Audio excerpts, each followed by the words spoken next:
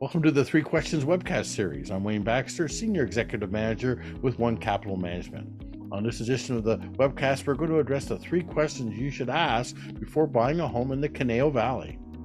Thank you for taking time to check us out. And if you enjoy this episode of the Three Questions webcast series, please consider liking this video and subscribing to our YouTube channel. When Capital Management, we develop and implement strategies that strive for our clients to grow, protect, and ultimately distribute their wealth. And we do that by offering investment wealth management services. Our process for advising our clients includes an in-depth discovery and diagnostic analysis of their wealth management goals and objectives. And needless to say, owning or purchasing real estate is at the top or near the top of the list of items that we discuss and analyze. One of the more popular areas for highly skilled Canadians and Americans to relocate to for employment purposes is the Conejo Valley. Now, if you're relocating to that part of the world, you will want to consider your cash flow and liquidity needs, your investing strategy, as well as your risk management, estate planning, tax planning strategies, and of course, home ownership. Now, on this edition of the Three Questions webcast, we'll discuss what you should be considering before purchasing a property in the Conejo Valley. On this edition of the webcast, we'll be asking the three questions you should ask before buying a home in the Conejo Valley. Joining us from the Conejo Valley in Southern California is Jeff Landau. Jeff is a real estate broker with Team 805. He specializes in helping people facing transition, whether they have inherited a home or are looking to downsize, or are supporting parents downsizing or moving to assisted living. Jeff, it's great to see you, my friend. Thank you for making Always time great to to join see you, us. Wayne. Usually we're seeing each other in a hockey rink somewhere, Exactly. or at a one of our regular provisor meeting social events. So it's great to see you, and thank you for making time to check us out. This is obviously long overdue. I guess really before we get to the questions, I think the first order of business for those who live outside Southern California is to let everyone, those folks, I guess at least, to know where the Conejo Valley is located. So I'm going to turn that over to you, although, as you know, I know very well where the Conejo Valley is located since I actually live there. Yes, you do. Thanks to somebody who may be joining me on the webcast. God bless you, Jeff. Oh, that could be me. So the Conejo Valley is just north of the San Fernando Valley. It starts at Agoura Hills and Oak Park, and then continues to Westlake Village, Thousand Oaks, and Newbury Park. And okay, that's geographically accurate. I would say though, I'm gonna have some fun with you this, and I think we're good enough friends as I can. So you say that it's north of the San Fernando Valley. I would argue that it's west, but I know we're talking semantics here. Exactly, because the 101 north, if that goes north and south, then it's north, and I would agree with you that there are definitely parts of the 101 that goes east and west. Yeah, a few miles of it anyway. Right. But you are correct. We would take the 101 north from Woodland Hills through to the Conejo Valley. Yes, sir. And appreciate that little overview. Okay, you know what? Let's get to our questions. Let's leave this. Let's no more suspense for our listening and watching audience here. So we're going to basically ask the three questions you should ask before buying a home in the Conejo Valley, and I'm going to let you again tackle question number one. Why live in the Conejo Valley versus, say, the San Fernando Valley or Los Angeles? Happy to answer those questions, Wayne. So I think I would be remiss if the first answer wasn't safety. I think a lot of people see that even though Simi Valley is not in the Conejo Valley, Simi Valley and Thousand Oaks typically rank in the top 5 cities nationwide with a population of 100,000 or more for the lowest crime rate. So Thousand Oaks has been consistently in the top 5, and sometimes even top 3. So definitely has a reputation for being a safe area. Our area is definitely less dense than the San Fernando Valley and the West Side. Less dense from a housing standpoint, less dense from when you go shopping, a lot easier to find parking, less dense from a traffic standpoint. So those are definitely attributes that a lot of people enjoy. There are a lot of activities, outside activities that people can enjoy. There's amazing hiking, there's amazing mountain biking and road biking. If Good. I didn't live here, I would definitely drive here to do some of the mountain biking that is in this area. Well, we did a bit of road cycling in our well, I guess I'd say not previous existence, but yeah, we put a few miles on the old bike, yeah, for sure. And You I guess have, we should and also mention the fact that it's about 12 miles as a crow flies from some of the most spectacular beaches you're going to find as well down in Malibu. it is, and that's probably my one of my favorite rides is anything from PCH and taking a canyon back to Westlake Village. We have about 5 or 6 canyons that are a lot of fun to climb. If somebody thinks that climbing a canyon is fun, I happen to love it. Well, I must admit my bike riding days have been a little bit behind me, although I lament that tremendously.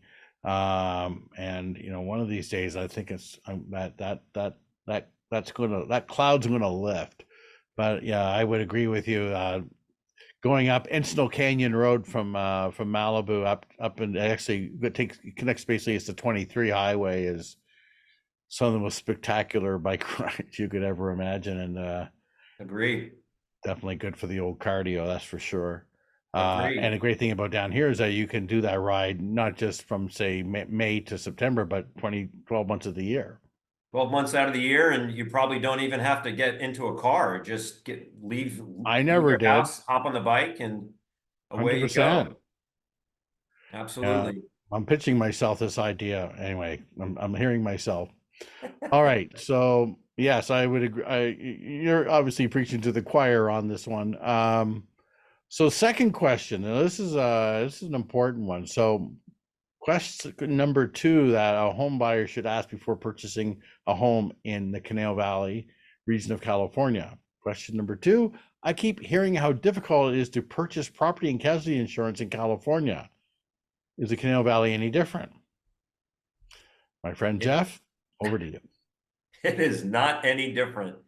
It is challenging. It is so it used to be when somebody was buying a home, within a couple of days of closing escrow, we're an escrow state. When somebody was close to closing escrow, even the last week, the last 4 days, 3 days until closing, we could say, oh, why don't you call your insurance agent, make sure that you have a policy in place. Mm-hmm. Now, I start that process with my clients that are selling homes before the home goes on the market. 100%. Yeah, I'll call one of my trusted insurance agents and ask them if there are any issues. There are typically always insurance plans. Kind of the insurer of last resort is called the California Fair Plan, and we've been having more policies that need to go to California Fair Plan because no other companies are writing. We've had a couple of companies that have left California.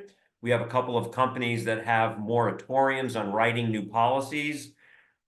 So the Conejo Valley is not any different from other areas. It depends upon where the house, condominium, or townhome is located. Is it close to brush? And it's a very dynamic market. And you can't say, well, last week this is what happened, because something could have changed. Yeah, actually, on one of our previous webcasts that we did, we actually had Diane Beatty from Cal Insurance on, and that was one of the things that we addressed. It was webcast was tailored for Canadians looking to buy property here in the U.S. And one of the first things we just discussed was the importance of checking to make sure that the property you're going to purchase is actually insurable. This isn't just for California, but across the entire country. To make sure that this property that you're so excited about buying, that you can actually get coverage for before you actually commit to it. So Absolutely. In fact, the California Association of Realtors, this is not specific to the Conejo Valley, it's specific to California. The Conejo Valley, the California Association of Realtors just came out with another disclosure. So now we have one more page to add to all of the advisories, to the and list, it to the certainly is. stack. Fortunately, we can do that electronically, so we're not killing as many trees. There's a new fire insurance advisory, to your point. Yeah. Sometimes there are more rude awakenings than spiritual awakenings in this world. Okay, so well done on question number 2, Jeff. Thank So you. question number 3, and this is again for if you're looking to buy a home in the Conejo Valley region of Southern California. Question number 3, what are the price ranges for homes in the Conejo Valley? Yes, that's something that people need to be aware of as well. And again, this ties well back into wealth management, because before you commit to buying a property, you want to make sure you're doing your capital forecasting and wealth management analysis to make sure that this will all work. Jeff, take it away. Absolutely. So the least expensive homes are not houses, homes are in the mid 300,000s. And what you get for that is about 4, 5, 600 square feet, typically a one bedroom. So that's where a condominium starts. I'm not saying that there's a lot of them, but they are available in that price range. You go to about 1,000 square feet still for a condominium at $500,000 price range, roughly. The lowest single family homes start in the mid $600,000 price range. And you start getting more options, more choices once you get into the $700,000 price range. As of this moment, there are 177 homes available. So again, not houses, condominium, townhome, and single-family homes available in the Conejo Valley. About half of them are under $1 million. So in about 93, 94 homes are under $1 million, and the rest are over. The more popular price range when you go over, it's probably not shocking to say it's between one and 2 million. And then, we have some very expensive homes that when you get in Lake Sherwood, sometimes in North Ranch and Westlake Village, but we can have 10 and 12, $15 million homes. Those are very rare. More popular in the million to $2 million range. Okay, I gotta circle back on question number 2. Just this is the benefit of having my own webcast, is You're allowed to do that. You're the host. I can do that. Damn right. All right. Okay. So are the condos and maybe even the townhomes, but the condos in particular, easier to get insurance for? Is that like an obvious question? I mean, or are the condo owners dealing with the same issues that people who own, their own property? Could be a little bit easier, though not immune from the issues that we're having with insurance. I have a townhouse in Thousand Oaks that just got under contract yesterday, and we're still working on the insurance. Now, I started that work before we had an offer, so we're still working on it. And there are plenty of condos, plenty of townhomes that aren't near brush and that aren't near any risky areas that are a lot easier to get insurance for. All right. So it's maybe possibly slightly more or less challenging. Definitely But less challenging. all right. All right. Well, I just thought I would throw that one there. Okay. Before we wrap up and send you on your way, we had a recent webcast here with our Deputy Chief Investment Officer, Steve Cowley. And there is some optimism, I guess we'll call it optimism, that the Federal Reserve may actually start reducing short-term interest rates this year. Now, I understand, and my mortgage friends and my real estate friends like yourself will remind me that mortgage rates don't go lockstep with interest rates, but because they tend to be longer term, and the Fed's like super short term. There's still an expectation that we could see mortgage rates starting to come down as well. Hopefully, everybody is like this, right? With that said, what are your thoughts? With the direction of real estate here in California, maybe Southern California, what is your thoughts? Because the thing that we kept hearing over the last couple of years is that not a lot of inventory. A lot of the those folks who locked into their 30-year 3.25% mortgage. They're not selling. And because we have interest rates up in the 7% range, you got buyers that aren't buying. Um, so looking into that crystal ball that you have there, Jeff, what are your thoughts? One of the cues that I take is from the economists from the California Association of Realtors, since they're studying this, for their, I was going to say 24/7. They probably do sleep, but they study this full time. So instead of for me trying to forecast, I take the cues from them. The expectation this year for the state is for the number of homes available for sale, or the number of homes that will sell. They're anticipating that going up. We have been at a low, and I feel like a broken record. I hear you say low inventory. I've been saying low inventory for a very long time. That's not anticipated to change a lot. Interest rates, I heard from a lot of people in the lending industry at the end of last year, oh, rates will be in the fives, which is why I don't say, well, people are saying that, so I'm going to say that. I never said anything. Rates never got in the fives. Right now, they're in the upper sixes, which, if we get a little bit of perspective, we've had incredibly low interest rates these last 10 years. No kidding. Yes. Right. And you can speak much better than that than I can. And interest rates are definitely, as you mentioned, keeping homes off the market. I feel like it could almost be one of the lines at a bar now when you end up meeting somebody. Hey, hi Wayne, how are you? By the way, what's your interest rate? Well, my rate's at 2.75, and I had it at 3.5, and my lender, and there's like a whole story behind it. So a lot of people are really focused on their rate, and that's keeping a more traditional move-up market not happening as much. So when we have real estate is always going to be driven by life events. We have birth, Yes. death, divorce, The cathartic, exactly. retirement. The cathartic events. You just named them all. The ones the same when you're looking at reevaluating your financial plan. Birth, death, hired, fired, married, divorce, relocation, 100%. Same things. So, those are always happening. Those are still happening. And I'm not thinking that the move-up market is going to tremendously improve, where we're going to get a lot of inventory coming on the market. It doesn't feel like it. I'm not seeing it in any of the forecasts or reports that I'm reading. Every so often people say, can you help find a foreclosure for me? And I say, try to find one. There's just so much equity. Not everybody has it, but a lot of people have equity that if they run into a problem, they can sell their home for a profit, and they don't need to get foreclosed on. Mm-hmm. So I don't see that kind of market happening this year either. All right. So I remember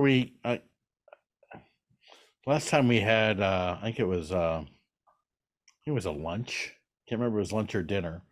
And we were kicking this around, and with regards to real estate, and one of the theories that we were pondering was the lower amount of interest rates, with low interest rates coming down, would make it easier, more compelling for sellers to sell and buyers to buy, and the effect of that, the side effect of that, would make we would see a rise in property values in direct correlation to that.